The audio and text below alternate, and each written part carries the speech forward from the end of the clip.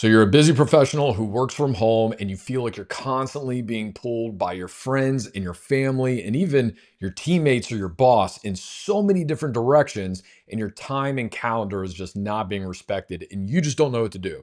Well, you don't have a time management problem. What you actually have is a boundary problem. But don't worry, you can fix that and make your life instantly better really fast. See, working from home sounds really awesome until you realize that everybody thinks that means that you are available 24/7.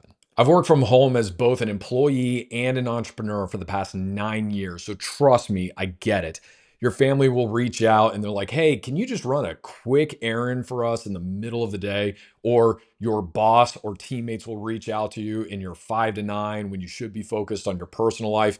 And then clients, they just, for some reason, expect that because you work from home, you should just be getting back to them instantaneously at any point in time. You want to know the hard truth?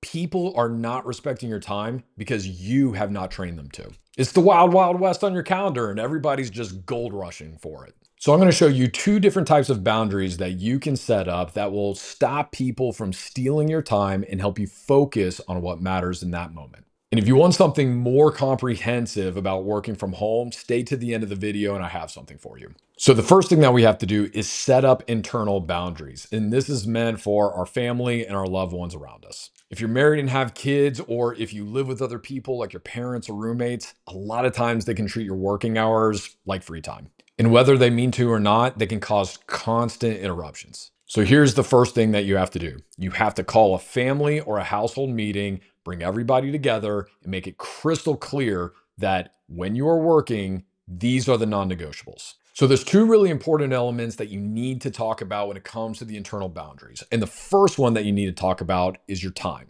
Let everybody know that from 8 until 4:30 p.m. every single day, I am unavailable. Act as if I am not here. Those are my work hours. Let everyone know that you do not want to be interrupted unless it is an emergency. And then define what an emergency actually is, because a lot of times what they think an emergency is and what you think an emergency is are not the same thing. So to kind of prevent that conflict from happening, make sure that there is a clear understanding of what is worth interrupting you for. The second thing that you need to do, and this is really important, is that you need to define your space. So when you are sitting at your desk, or if you are off in a separate room that you have for your office, or if you are sitting outside on the patio and on your laptop, whatever it is, whatever your space looks like, they need to understand that when you are there, when you are in that space, you are not to be interrupted. I like to tell people, like, literally just pretend as if I'm not even here. Tends to make it easier for everybody. Now, here's the big part, and I'm begging you to pay attention to this. Once you set up these rules for your time and your space, you have to honor those rules too, because nothing causes confusion and breaks down a boundary like a person who doesn't follow their own rules. So don't constantly be coming out of the room to talk to people or chat or, do different things or scroll social media or whatever the case is. You have to honor your time in your space, just like you asked them to do, and lead by that example. Okay, this is what I want you to do. I want you to pause this video right now, grab your phone, and then text everybody who lives in your home that needs to have that conversation with you, and set it up for tonight, and then prep to let them all know how it's going to be from now on. The next boundaries that you need to set up are external boundaries. And I know this is the one that probably tends to be a little bit more scary, but you have to do it. See, the problem is that your team and your clients just expect you to be available at all times because you never set any clear expectations. To make matters worse, if you've been doing this for a long time and you tend to respond to every email or text message or office DM really quickly, you've just kind of conditioned people that that's how it's acceptable for you to operate. So there's a quick fix. You have to have a direct conversation about it. And I know this sounds terrifying because, hey, these are the people that pay us or give us money, but you can do this in a way that is successful for everybody. So let me tell you a story about a client I was working with. She was a VP of marketing in a really large organization. She was working like 14-hour days, and so was her team. And everybody was just super stressed and super burnt out when we started working together. And she had been asking the business for a really long time to either get her better tech or more people, and they just hadn't delivered on any of that for about 2 years. So she was at a breaking point. She's considering quitting, but she didn't want to leave her team in such a bad position. And she just wanted to know if there was anything else she could do. So instead of just having everybody continue to work 14 hours, I told her that if she was willing to put her foot down, she had to go to her leadership team and say, this is not sustainable anymore.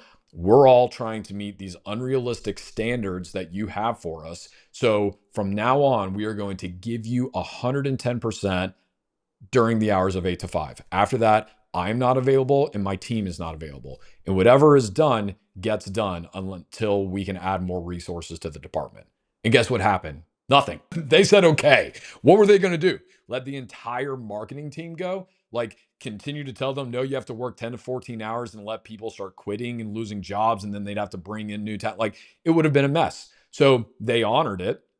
And then everybody's lives got instantly better. It was their work that still was backlogged. Yeah. But guess what? When they were working 14 hours a day, they weren't getting everything done anyway.